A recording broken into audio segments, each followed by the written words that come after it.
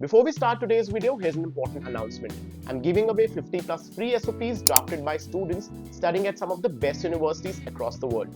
All you have to do is go to the pinned comments or description box to download them for free. So go check it out.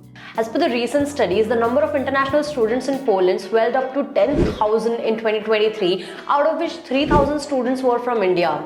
There are three primary reasons why this country is gaining immense popularity. Number one, it's way cheaper than in Western Europe. Number two, they're trying to attract foreign workers and have issued 1 million work visas for non-EU nationals in 2021. And number three, there are labor shortages.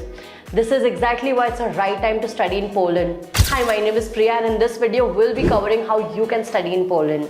Let's start with education system, language of instruction, intakes and deadlines. Bachelor's degrees are usually 3 years, masters are usually 1.5 to 2 years, and PhDs are usually 3 to 4 years, just like any other European country.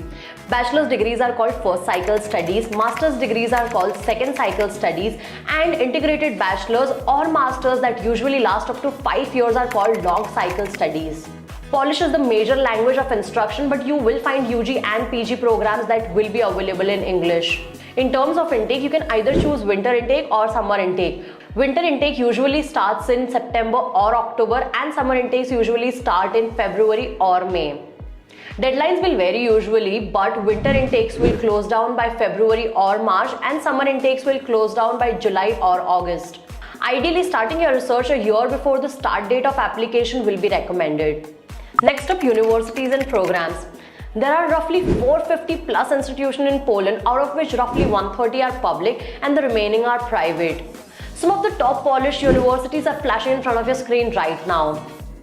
In terms of program, most of the programs are offered in Polish, but if you are looking for programs specifically in English, the options may be limited.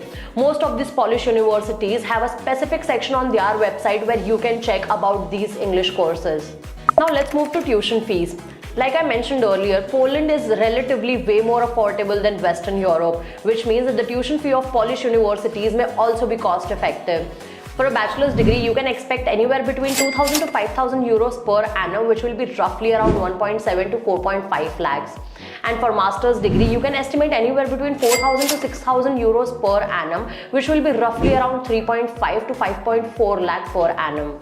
Do note that some courses like health sciences and lab-based courses and private universities may still be on the higher side of expenses, but they will be relatively more affordable than any English-speaking country. Over to living expenses. As per Times Higher Education, Poland is super competitive when it comes to cost of living when compared to countries like UK, Ireland, France and Germany. For example, monthly accommodation fee vary from 70 to 100 euros for a student dormitory to 120 to 150 euro per room in a shared student apartment. Monthly food expenses ranges as low as 70 to 90 euros. Largely saying, for bigger cities like Warsaw, you can expect to set aside 600 to 850 euros a month or 52 to 70,000 rupees. And for smaller cities, the expenses will range between 500 to 600 euros a month or 44 to 52,000 rupees. Great, now let's talk about how to apply to a Polish university and the documents that you will need. To apply, you will have to go to the university website you wish to apply at and apply directly, since there is no one single dedicated website for you to apply to these universities. You will be asked to create an account using your email ID and password, wherein you will have to fill in your personal and academic details. The documents required by most of the universities will be academics, translation if they are not in Polish or English, letter of recommendation, passport size photos, passport, CV, and a statement of purpose.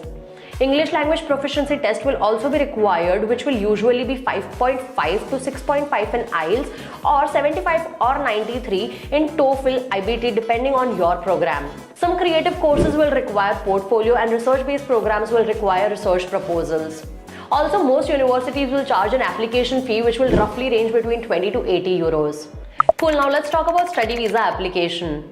You will need a D-type visa to study in Poland, and you will have to apply in person at Polish consulate in New Delhi or Mumbai. Before applying, you need to book an appointment online by visiting the website e-consulate.